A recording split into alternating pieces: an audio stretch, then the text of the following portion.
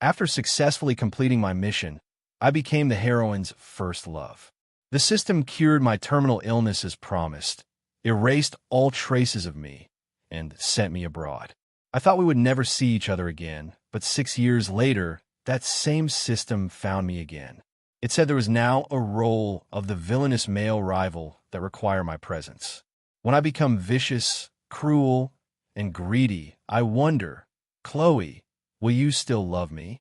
The plane slowly landed at JFK, the familiar traffic and skyscrapers of New York City unfolding before my eyes. I looked at the scenery outside the window and let out a deep breath. If the system hadn't threatened me with obliteration, there was no way I would have agreed to come back. After all, our breakup was incredibly ugly. She had chased me to the airport, the corners of her eyes flushed red, shouting my name over and over through the crowded terminal, just begging me not to go. 49 times, each cry filled with despair. But she received no response, not even as my back disappeared at the end of the security checkpoint. She was so deeply in love with me back then. So in love that even when I told her to her face that I had only gotten close to her for her money, she didn't care at all. I sold everything she had ever given me, even that ring, and boarded a plane to a foreign country. Before blocking her on Facebook, I left her one last message. Sorry, Chloe. It was just for fun. Did you actually take it seriously? At the airport, the petite girl was hunched over on the verge of a complete breakdown, hot tears streaming down her face one by one. She was already ostracized and gossiped about for being the illegitimate daughter of a wealthy family. And now the one person who had stood by her side had also abandoned her. The only ray of light in her oppressive life was suddenly extinguished. A devastating blow. A bystander captured this moment and uploaded it to the internet. And the hashtag #PureFaceGirl chases boyfriend at the airport begging him to stay immediately went viral.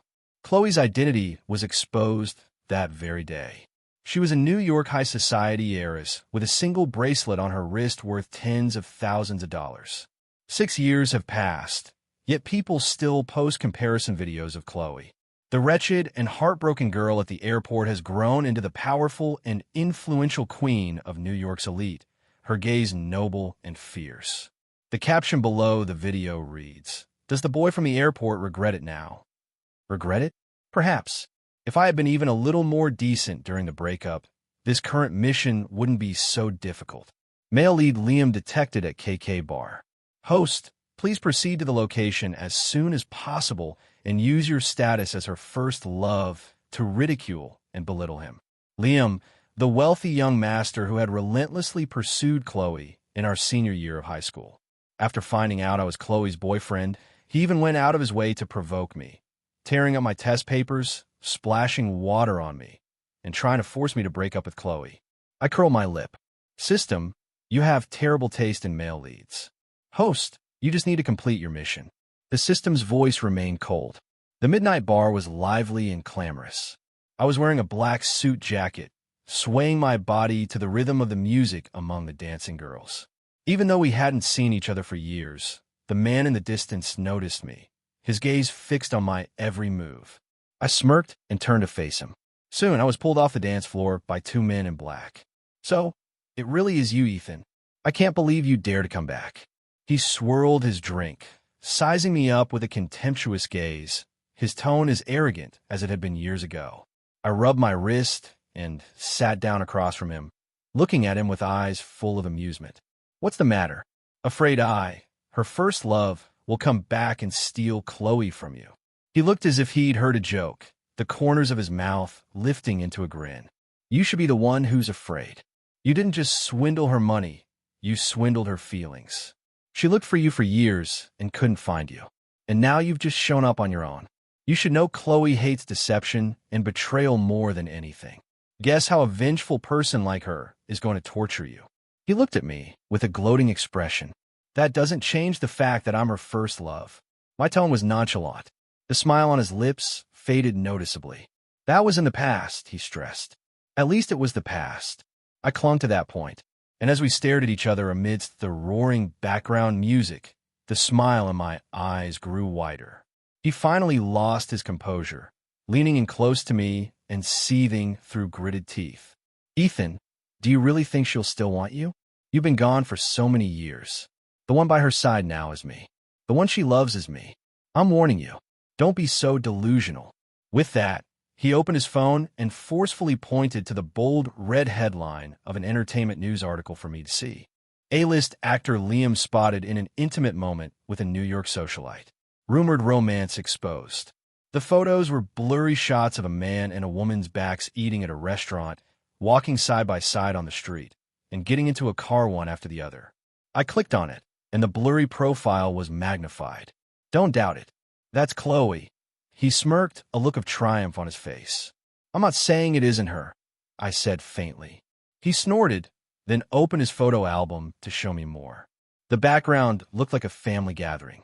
The man was standing right next to the woman, his arm wrapped intimately around her waist, a blissful smile on his face. In 6 years, she had completely shed her girlish aura. Dressed in a red gown, she looked cold and powerful, her gaze in the photo utterly indifferent. She used to be cool and reserved, unapproachable to strangers, but she would let her eyelashes flutter when I touched the small mole at the corner of her eye, indulging my touch without blinking. She was never like this, exuding an oppressive aura that made people feel suffocated. A slightly unfamiliar Chloe, as if reading my mind, the system spoke coolly. No one stays in the same place. Host, it's impossible for her to completely remember the feelings from back then. Your status as her first love is just a cover now. You only need to use this cover to complete your mission. I remained silent for a moment, then downed the wine in my glass in one go and smiled. Impossible to completely remember, but she can't have completely forgotten either. Just as I was getting up to leave, the person behind me suddenly stood up and shouted, Ethan, she only loves me now. I'm telling you again, don't show your face around here anymore or she'll skin you alive. So stubborn. I paused, turned back and smiled. Well, that's a shame. I just signed with Chloe's company. I guess we'll be seeing each other every day from now on. Ethan, you're doing this on purpose, aren't you? He was furious. Yes, on purpose. I haven't forgotten what you did to me back then, using your family's money to bully me. Guess who the company's resources will go to in the future? You or me. I was still smiling. He turned pale with anger, picking up his wine glass as if to throw it at me. But in the next moment, he froze. For a brief second, it felt as if the music in the bar had stopped. I sensed something and followed his gaze, turning my head. Amidst the noise, a blurry yet familiar figure came into focus. A woman in a red dress, the buttons not yet fully fastened, her bangs slightly messy from the wind, as if she had rushed over from meeting. Countless eyes in the bar were on her, but she just stood there looking at me across the crowd and the chaos. It felt like a dream, a long-awaited reunion. I figured she must hate me, but I didn't see any hatred or resentment in her eyes. Instead, there was a swirling, hidden emotion that was hard to put into words. Hey, long time no see. In the end, I was the first to speak, smiling and greeting her. We ended up having dinner together. Throughout the meal, Liam kept putting food on Chloe's plate, every gesture showcasing how intimate their relationship was now. Chloe, on the other hand, barely spoke, her jaw tight and her face expressionless. Yet her gaze was restrained but fiery, and upon closer look, even a bit cautious. I had to admit, it was a starkly contradictory image on her. Finally, when dessert was served, Liam saw the 3 small, orange-yellow mousses and covered his mouth with a laugh. Oh, Chloe, you still order my favorite. I remember Ethan is allergic to mangoes, isn't he? His triumphant gaze fell on me, but just as he finished speaking, the waiter brought another small plate of dessert to me. Sir, your chocolate mousse. I looked up at the woman across from me. For you, she said softly, but her eyes couldn't help but linger on me, filled with a faint sense of expectation. It was my favorite flavor from back then. I paused and smiled politely. Thank you, Chloe. Next mission, drive a wedge between the male and female leads and snatch the male lead script. In the restroom, I looked in the mirror, stunned. It's that simple. The system paused for a moment. Host, you'd better have a clear understanding of yourself. Don't forget how you abandoned the female lead back then. I washed my hands and laughed. System, I think you underestimate the lethal power of first love. In the mirror, a pair of long, cool eyes suddenly met mine. Is something wrong? I flicked the water from my hands and turned around calmly. She pursed her lips, looking at me in silence, her eyes as dark as ink. Her throat moved as if she wanted to say something, but she never did. I let out a soft laugh and called her name nonchalantly. Chloe, the end of her name lilting upwards just like it used to. The hand at her side suddenly clenched, her knuckles turning white. I just stood there smiling, watching her expectantly. System, do you see? A first love doesn't have to do anything. Just by standing here, he can make her heart ache with unbearable pain. The system was silent for a long while before it said, Host, you are cruel. Aren't you the ones who created this mission, the cruel ones? I lower my gaze calmly. They insisted on giving this interrupted story the worst possible ending, making the girl watch as everything she once cherished crumbled into a tragedy. I don't remember how we started kissing. I only remember that as our breaths mingled and our eyes met, the emotions in her eyes erupted into a tidal wave. The next moment, she had me pinned against the wall, her kisses falling on me, urgent, oppressive, and vengeful. Just as I was about to run out of breath, she gradually slowed down, becoming gentle, devout, and cautious. Later, she held me tightly, her forehead resting against my neck, breathing deeply, looking unbelievably hurt and fragile. My heart trembled slightly, and I thought I felt a faint wetness on my shoulder. I looked at her slightly disheveled hair and couldn't resist reaching out to tidy it. I have a room on the top floor. Want to come up for a bit? Her voice was muffled and hoarse. The room was dark. We hadn't turned on the lights. My kisses landed on her neck, her collarbone. She couldn't handle it, collapsing onto the sofa, panting heavily. I gently bit her earlobe, my voice smooth and practiced as I chuckled.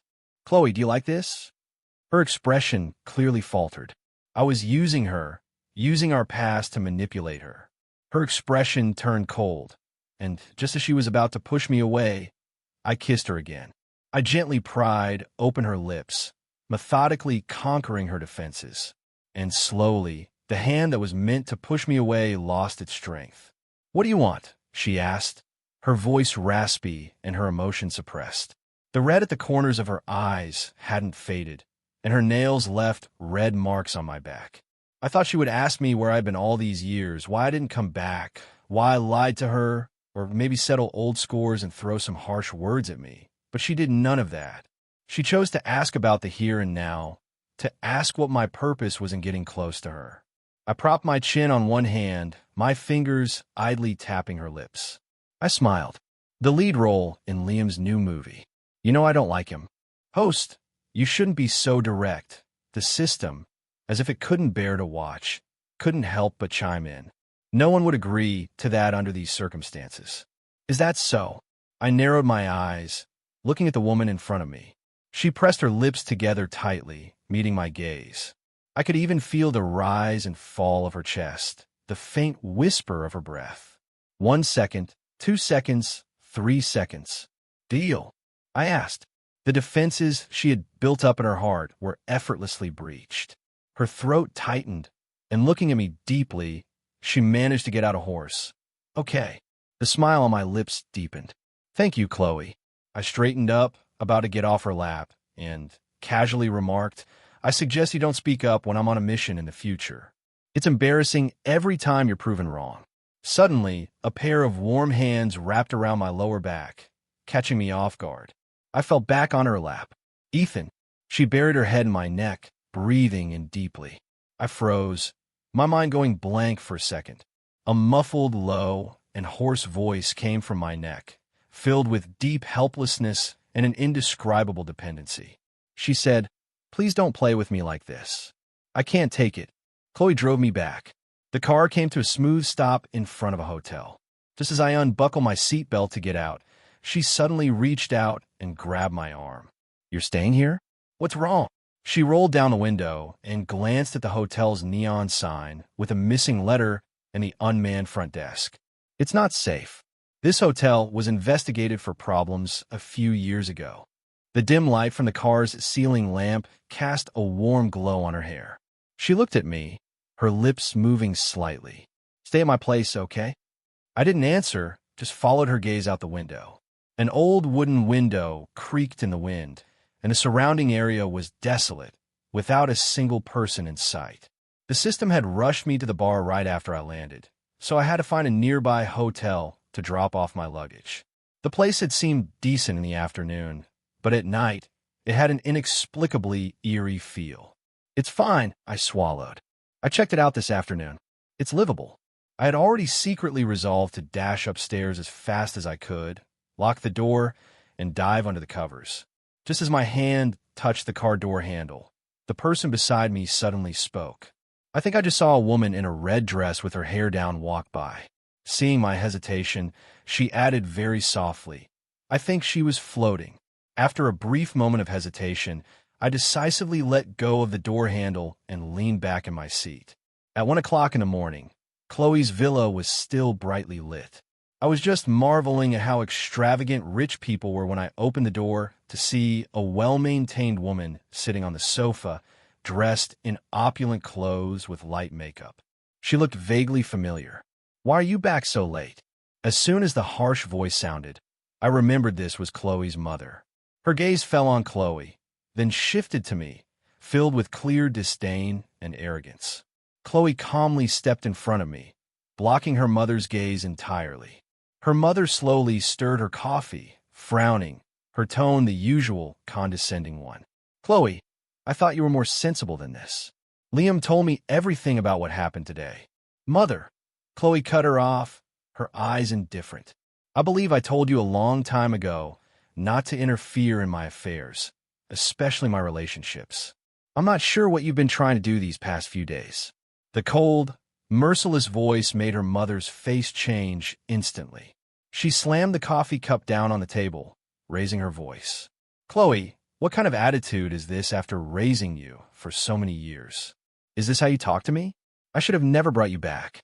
I should have let you starve to death on the street like your mother." The shrill voice pierced my ears, and I instinctively lowered my head. Yes, Chloe was her father's illegitimate daughter. The vast family enterprise needed an heir. If not for the fact that all the legitimate children had died young, her mother would never have agreed to bring Chloe home. She disliked this child and was the one who had spread the rumors about her being an illegitimate daughter. This led to Chloe spending her entire youth being ostracized and gossiped about. Back then, she was quiet and reserved. I could say 10 sentences, and she might not even reply with one.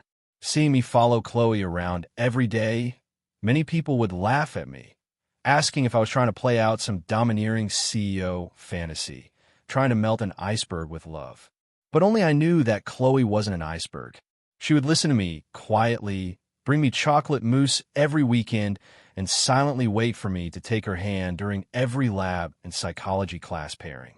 And when she heard my health was poor, she offered me all her money. I didn't take it.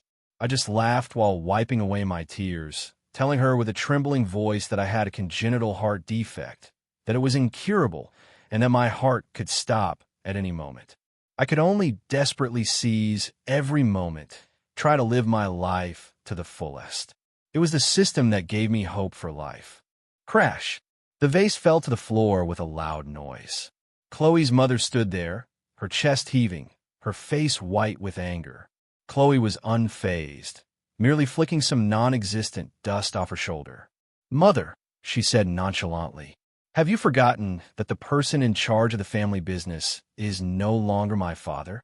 If you keep smashing things like this, I won't indulge you." "Chloe, that's enough. This is the last time." Chloe cut her off coolly. "If you ever arrange a dinner for me and Liam again or hire paparazzi to take photos, then don't blame me for not considering our years of relationship. Not only that, I'll turn on Liam's family, too. Those photos Liam has, everything will have an explanation. Don't you know I'm doing this for your own good, for the good of this family? You don't understand anything. Is that so? But I don't believe the family is so weak that it needs to rely on a marriage alliance to survive." Seeing that her nominal daughter was out of her control, she flew into a rage and immediately turned her attack on me. I knew something was up because this bastard is back. Are you even worthy? The same old lines. I had never lost an argument with her back in the day. I opened my mouth, ready to let loose a string of curses. But before I could say a word, I heard Chloe's sharp rebuke. Enough. Her mother's tears suddenly started streaming down, her lips trembling, unable to speak. Chloe's pupils were dark, her hand at her side slowly clenching into a fist. She stared at her mother, speaking slowly and clearly, word by word. Mother, I've also told you, don't let me hear you slander him. She took a card out of her purse and threw it on the table in front of her mother. For this month, perhaps you should take a trip abroad. Anywhere is fine. Just don't appear in front of me. After sending her mother off, Chloe took me up to the second-floor bedroom. The space was large, with a comfortable leather sofa, a spacious walk-in closet, and 2 pillows neatly arranged on the soft, large bed. I hesitated at the door. You live here alone? For a very, very long time, she said, leaning against the door frame, her eyes downcast. The European-style wall clock on the wall pointed exactly to 2 o'clock in the morning. A wave of drowsiness hit me, and I couldn't help but yawn. I turned around and mumbled, Do you have a guest room? Can you get one ready for me? She grabbed my wrist. I paused and looked back. She looked at me intently, her bangs falling across her forehead, her voice very soft as she asked, Can you sleep here? As our breaths mingled and our eyes met, the desire in her eyes began to overflow, vast and overwhelming, almost drowning me. My gaze flickered away, and I tried to pull my wrist back, but she held on tighter. Her dark eyes stared at me stubbornly, unblinking. I couldn't break free. Chloe, I called her name. As soon as the words left my mouth, the grip on my hand suddenly loosened. She looked away, her long lashes hiding the emotion in her eyes. Sorry. Her voice was low, tinged with hurt. Seeing her expression, my heart inexplicably sank. Watching her turn and walk away, I suddenly called out to her. Chloe! She stopped and turned back. Under her gaze, I took a deep breath and said slowly, Forget it. No need to prepare anything. I can sleep here. The moonlight outside the window was exceptionally bright. I was idly flipping through a book on the bedside table when the space beside me suddenly dipped. She had sat down. What are you reading? Her voice was slightly deep. She leaned in, her body carrying the damp scent of the bathroom and a pleasant shower gel. Your book, a book about treating insomnia. Someone gave it to me. I randomly flipped through a few pages and put it back on the bedside table. After the lights were turned off, the only sound in the quiet space was our breathing. After a while, I finally couldn't resist asking, Chloe, do you have insomnia sometimes? Occasionally. What do you think about when you can't sleep? About sleeping? I chuckled. The gentle night wind blew the light, soft curtains. The one who claimed to have insomnia fell asleep quickly while I uncharacteristically couldn't sleep. She held me too tightly. I managed to push her away, but she just wrapped herself around me again. Forget it. I took a deep breath. The person behind me was holding me, sleeping soundly. I lay on my side, staring for a long time at the boundary between day and night in the distance. Host! In the dead of night, the system's voice suddenly sounded. Don't get too system. I interrupted it. Don't you think you're a bit of a pervert? You watch when people kiss. You watch when people sleep. Do you have no concept of an R rating? The system was unusually silent. The movie Liam was supposed to be in was a major IP adaptation. Swapping out the male lead just like that caused a huge uproar on social media. What the hell? Who's Ethan? Never even heard of him. That's insane. A total unknown snatched the script from an A-list star. Unheard of. Must have a sugar mama. Otherwise, how could he possibly do it? Everyone knows Liam's family is rich and his girlfriend is the boss of the company. How could he possibly lose out? Dude upstairs, didn't they already debunk that? The boss has nothing to do with him. In less than half a day, the hashtag Liam's role stolen shot to the top of the trending list.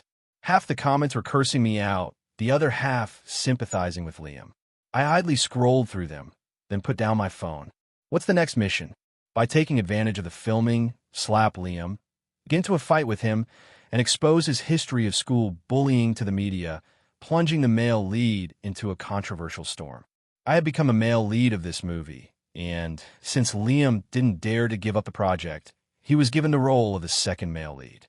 The best agent in the business was assigned to me, along with an assistant, bodyguards, a makeup artist, and all the rest.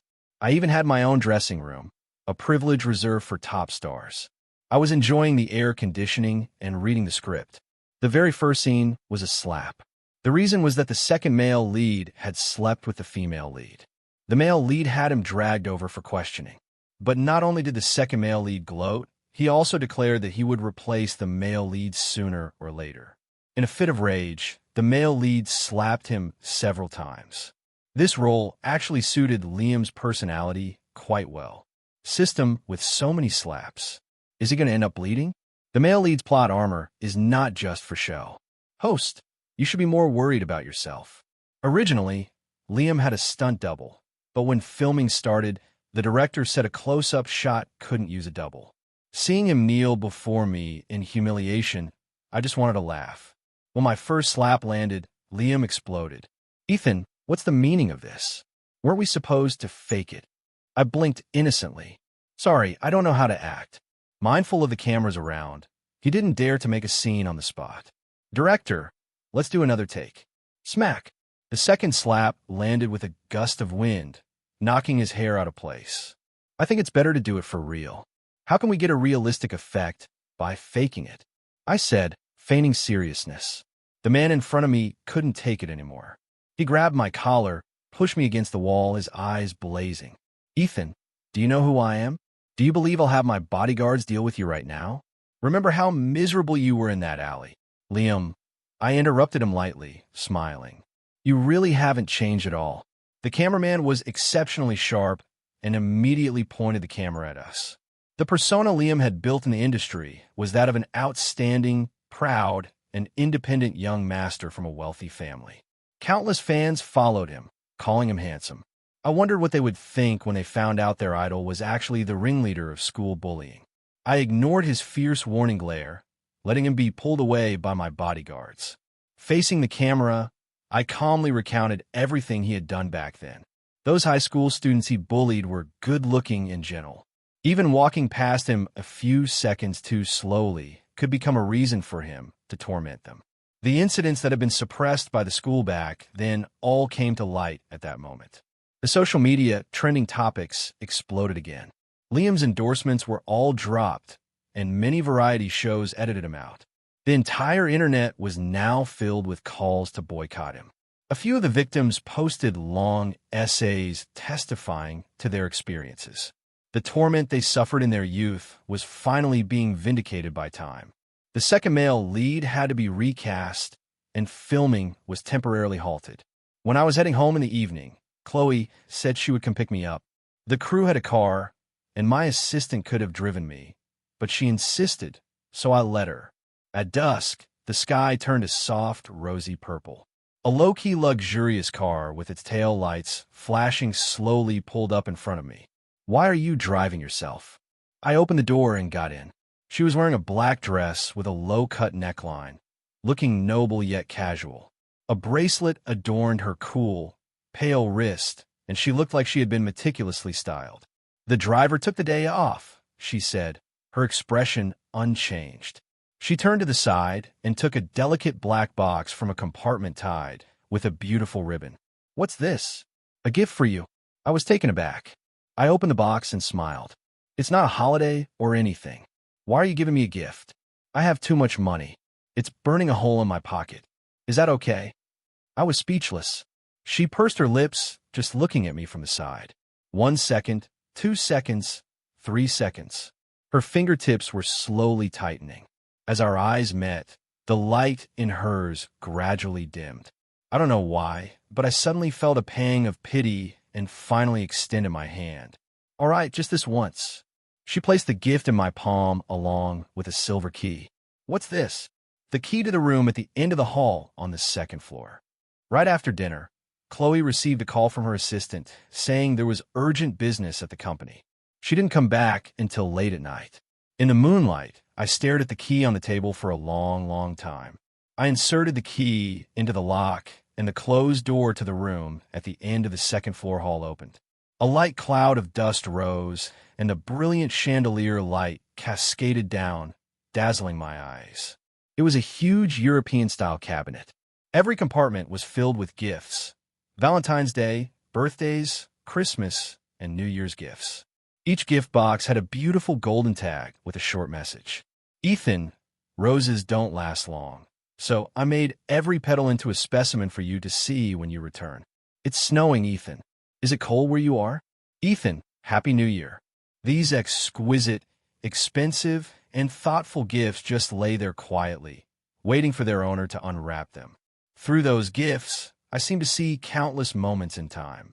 Chloe in a red dress standing there, letting the fragmented light fall all over her, staring at a room full of gifts in a daze. In the very center of the cabinet, under a transparent glass dome, was the ring I had sold back then. She had bought it back, displaying it here to keep her company day and night.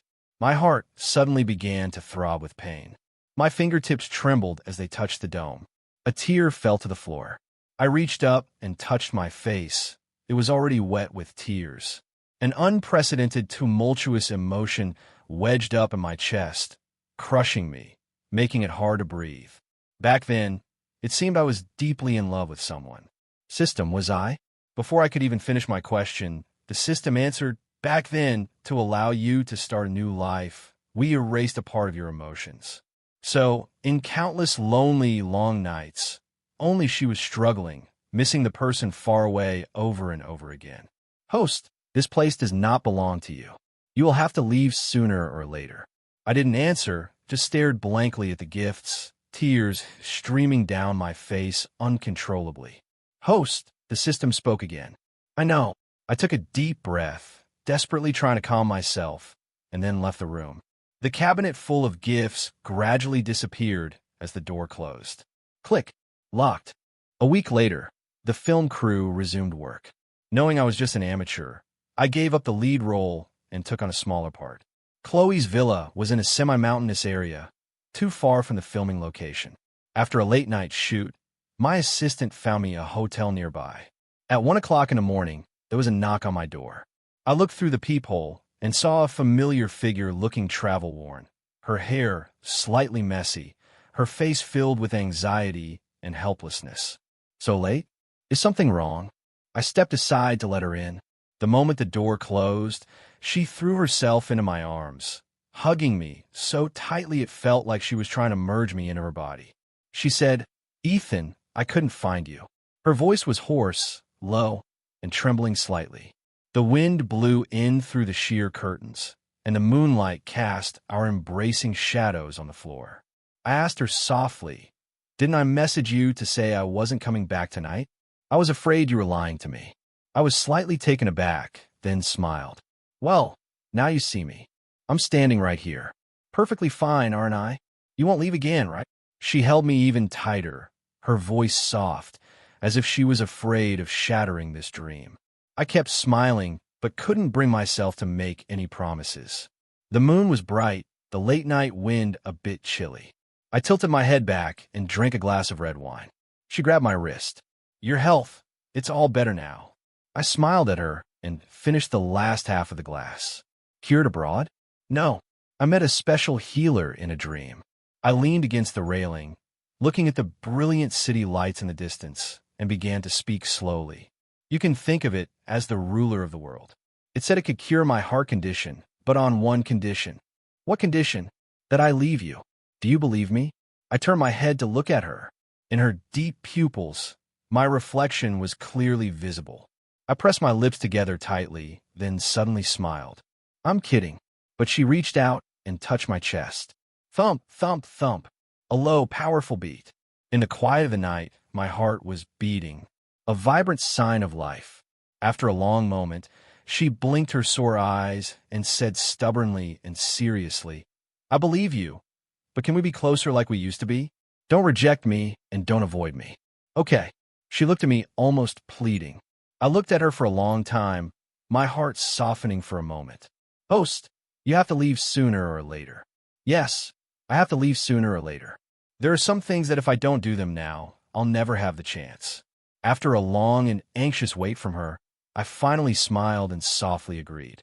Okay, before sweeping her up into my arms. The next day, she drove me to the set. As I was about to get out of the car, I turned back and saw she was still waiting there. I looked at her, blinked my eyes, puckered my lips, and blew 2 kisses into the air. Did you get them? I asked her as if she hadn't expected me to do that. She was stunned for a moment, but in the next second, the corners of her lips couldn't help but lift. She playfully reached out and grabbed the air twice. Got them. The system couldn't stand it anymore. Host, don't be so childish. Mind your own business. I snorted, feeling cheerful as I walked in. In the shadows, someone quietly raised their phone, capturing me and a luxury car in the frame. A video of this soon appeared on the trending topics. The comments were uniformly negative, clearly manipulated by someone. See, he's just being kept by a rich woman. I knew it. How else could he have snatched my idol's role? Exactly. He has no major works to his name. And I hear he's taken on a lot of endorsements now. He's just using his sugar mama to get into the entertainment industry to make a quick buck. Endorsements. I had forgotten about that. My agent must have signed them for me. I had only been in the industry for less than half a month, and they had already planned my schedule for the next 6 months, saying they were determined to make me a star. The trending topic on social media was quickly taken down, likely by the company, but sharp-eyed people still noticed that the car in the video looked very similar to the one belonging to a certain New York socialite. They even compared it to the woman and luxury car from Liam's earlier video. And right at that moment, Liam posted, "Have you no shame?" Stealing someone else's woman caused a massive uproar. Gossipy netizens immediately concocted a whole drama, and the online discussions were fervent. When I got off work, I was cornered by reporters. "Mr. Ethan, can you tell us what is your relationship?" The microphone was practically shoved in my face. They looked excitedly at the person standing next to me, their gossip-loving souls burning brightly. I took the initiative to take Chloe's hand, smiled, and said seriously, "She's my girlfriend." The person next to me swallowed, then slipped her fingers between mine, our hands locking together. She spoke calmly into the microphone. "My boyfriend has always been Ethan. I would ask certain people not to be delusional." The social media comments did a complete 180. Someone dug up the fact that the boy at the airport all those years ago was me, the first love of the New York socialite. The comment section was filled with people shipping us, marveling that such a devoted woman actually existed. And Liam deleted his post overnight. System, are there any more missions? Liam's career is almost ruined. I hear he's become extremely volatile, smashing things at home all day. The mission of the villainous male rival is basically complete. I lay in bed silent for a long time, then asked softly, "Am I leaving?" "Yes, after you finish filming this movie." I rolled over and buried my face in the pillow. "You guys are pretty thorough, aren't you?" Chloe's movements were light as she got into bed. I shifted and reached out to hug her. She was slightly taken aback, then lowered her head slightly and said softly, "I thought you were asleep." "Not yet. I was waiting for you." I felt the warmth of her chest and carefully began, "Chloe, I'm thinking about quitting the entertainment industry. It's too tiring and my body can't really handle it." She barely had to think. "Okay, really?" I hadn't expected her to agree so quickly. "Really?" I let the surprise show on my face and then started peppering her face with kisses like a little woodpecker. She couldn't help but laugh at my reaction, rolling over to pin me down, her eyes filled with an unconcealable smile. "Will it be a lot of trouble?" "No." I looked into her eyes, my fingertips unable to resist tracing the contours of her face. How could it not be trouble? So many scripts and endorsements, all with signed contracts. The cancellation fees alone would be a huge sum. "Chloe, is there anything you really want to do?" She thought about it seriously. "A lot of things, like what?" She didn't answer, but the look in her eyes became cryptic. Her throat moved slightly, and a blush spread from the tips of her ears. I understood immediately. My own face grew warm. "All right, let's start with the first thing," I whispered, looking at her. The lights in the room were turned off. In the darkness, I took the initiative to kiss her. I looked up 100 things for couples to do online and picked some feasible ones. We went to the movies together when a funny scene on screen made me laugh so hard I couldn't stand up straight. She looked at my profile, her own eyes crinkling with a smile. We went to see fireworks together. As the brilliant explosions lit up the sky above, I lowered my head, clasped my hands together, and sincerely wished for her health and safety. We went to an amusement park together.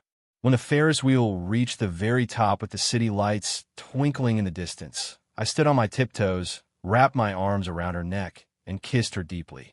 We went to see flowers, to see the ocean, to see the clouds on the mountaintop, and the first ray of dawn, the magnificent and brilliant sunset. We even went back to our old high school and found that classroom. It hadn't changed at all. I ran my hand over the marks on the desk, feeling a bit emotional. Every desk is in the exact same spot as it was back then. I had someone preserve it, she said, pulling out a chair and sitting down, looking at the blackboard in front. Every time I missed you, I would come here and sit. I sat down in the chair next to hers, lost in thought. She suddenly turned her head, her gaze burning into me, and said slowly, "This is the first time I've turned my head and been able to see you." As our eyes met, she smiled first, and I smiled back. I knew she liked holding hands, hugging, kissing, and being close to me. As the end of filming approached, I tried my best to satisfy all these desires of hers in the time we had left. Late at night, I would stare at her profile in a daze. I wondered if it was because she had been smiling so much lately, but it seemed like there was a faint smile on her lips even when she slept.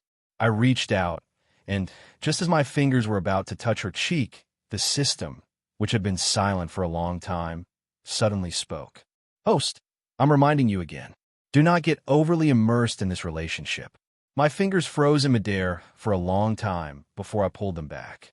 I lay back on my pillow and picked up my phone from the bedside table. I stared at the flight booking page for a long time before finally paying. On the day the movie wrapped, I smiled and raised my glass to everyone there, drinking a lot of alcohol as if getting drunk would let me forget everything. When Chloe arrived, I joyfully pulled her into my arms, but she didn't smile like she usually did. "Why aren't you happy? Come on, give me a smile." I cheerfully pinched her cheeks, letting her help me away. She put me in the passenger seat, her hands braced above me, my vision suddenly going dark. She stared at me in the darkness for a long time, her throat moving with difficulty. "Why did you book a flight?" I was momentarily stunned. So she had found out. I used my drunkenness to tell a small lie. I just wanted to take a trip abroad for a bit. The light in her eyes instantly shattered. She asked cautiously, "Can you not go?" I lowered my head, avoiding her gaze. Just as she was about to say something else, I whimpered and pushed her away, slumping back against the seat. My head turned to the other side.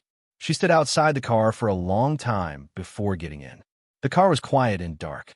She buried her head in the steering wheel, breathing deeply, her soft hair slightly disheveled. After a while, she leaned over. "Ethan," she murmured, her eyes downcast, slowly and gently tracing my lips with her index finger, her voice raspy, as if she were talking to herself. "If you leave, what will I do?" The only response was the endless silence and my long, steady breaths in the car. Gently, she touched the spot over my heart where it was beating one thump at a time. Suddenly, something cold and wet hit the back of my hand. A light patter and the wetness spread across my skin. In the final few days, Chloe became noticeably silent. She pushed aside a lot of work to be with me, cherishing every single second we had together. On the day I left, she cautiously asked if she could see me off. "Okay." I smiled lightly and agreed.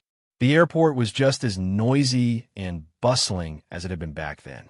We both knew this might be a final goodbye. I dragged my suitcase, walking forward step by step. The distance between us grew, with many travelers passing between us. The airport announcements echoed continuously. "Ethan," my steps faltered slightly. She had called my name just like that at the airport back then. I had counted a full 49 times. This time I turned my head and saw her standing there, looking at me across the crowd and the chaos. A pained smile touched her lips. She said, "When you get there, be happy. If you ever want to come back, don't forget to find me. I'll always be waiting for you. That room is full of gifts I got for you. The next time you come back, You have to open them. They've been waiting for too long. And so have I. She smiled at me, her eyes filled with tears, as sincere and fervent as they were back then. My grip on the suitcase handle suddenly tightened. A large tear gathered at the corner of my eye, about to fall. I love you. Her lips were still curved in a smile. Her eyes slightly red, looking at me. Her voice was low, hoarse, and sincere. Forever. My heart burned. Tears suddenly streamed down my face. The system's countdown grew more urgent. I heard her repeat her fervent and sincere confession one more time. Ethan, I love you forever. The more I tried to wipe the tears from my face, the more they fell until my vision was too blurry to see the path ahead. In the final 3 seconds of the system's countdown, I passed through security. The plane took off from the airport, and the city gradually shrank below. System, is your application process fast? It's all right. How long does it usually take? Maybe a few months. I looked at the white clouds outside the plane window, sniffled, and said in a hoarse voice, "Okay, thank you for your hard work." Before leaving, I had asked the system if there was a way for me to stay. It said I had to submit a written application to the higher-ups. Your story with the female lead is significantly more vivid and complex, so the chances of a successful application are quite high. System, I guess you're not completely useless after all. Of course not, the system replied, exasperated. In the repetitive cycle of life, I continue to go to work, come home, eat alone, and watch movies alone. Sometimes I would stand on the street and stare at my own reflection in a shop window. Occasionally, late at night, I would have insomnia and inevitably think of those deep, vulnerable eyes filled with reluctance and longing. The torment she had endured out of longing, I experienced it all one by one. I learned to be like her, preparing a gift for her on every meaningful holiday, filling thick journals with my thoughts and longing, waiting to hand them to her in person when we met again. As the years passed, the good news from the system finally arrived 2 years later. System, could your work efficiency be any lower? For once, the system didn't argue back. It said sincerely, "Congratulations, host." I snorted, unable to suppress a smile. On a snowy winter day, I walked into the nearest coffee shop. The number that had told me countless times that the user did not exist finally connected. "Hello." A familiar, deep voice came from the phone. I was quiet for a moment, hearing the very faint sound of her breath, and then a cautious, tentative whisper. "Ethan." I looked at the people coming and going on the street outside and slowly curved my lips into a smile. "Yes, Chloe, I'm coming back." Chloe's POV. In the 6 years he was gone, I appeared focused, taking over the family responsibilities, but secretly I searched for him countless times. Yet, there was never any news. Sometimes on the streets of a foreign country, I would suddenly burst into tears as a stranger brushed past me. The sense of familiarity was overwhelming, but no one around me was him. It was as if we were separated into 2 parallel worlds, and he had just happened to pass through mine. For a long, long time, there was no news of him at all. They all said that youthful feelings fade with time. But that wasn't the case for me. My desire to see him grew stronger and stronger. They thought I hated him. But how could I? In my lonely, dark nights, he was the one who took my hand. He was the one who stood by my side through countless criticisms. He was the one who brought the only splash of color to my gray and oppressive high school years. Although the ending wasn't perfect, the journey was utterly sincere. How could I possibly hate him? I want to see him. I want to see him. I want to see him. The overwhelming emotions erupted the moment we were reunited. I don't know if the heavens heard my heart's cry, but there he was in the bar, standing before me with a smile in his eyes. It felt like a dream, but the sharp pain in my fingertips reminded me it was real. That was him, my Ethan.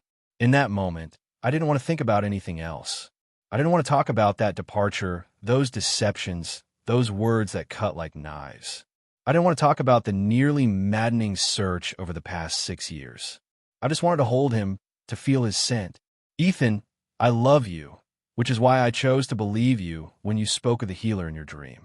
I love you, which is why I chose to let you go on that drunken night. I love you. Even if you become vicious, cruel, and greedy, I will still love you. Fairy tales set standards for a lover. But in my world, you never needed standards simply because you are Ethan. You were with me through my long and oppressive youth. I grew up amidst hardship and criticism. To me, there are not many beautiful things in the world. The evening breeze blowing from across the river on a summer day, the you at 18 whose smile could kill, and many years later, your words, "Chloe, I'm coming."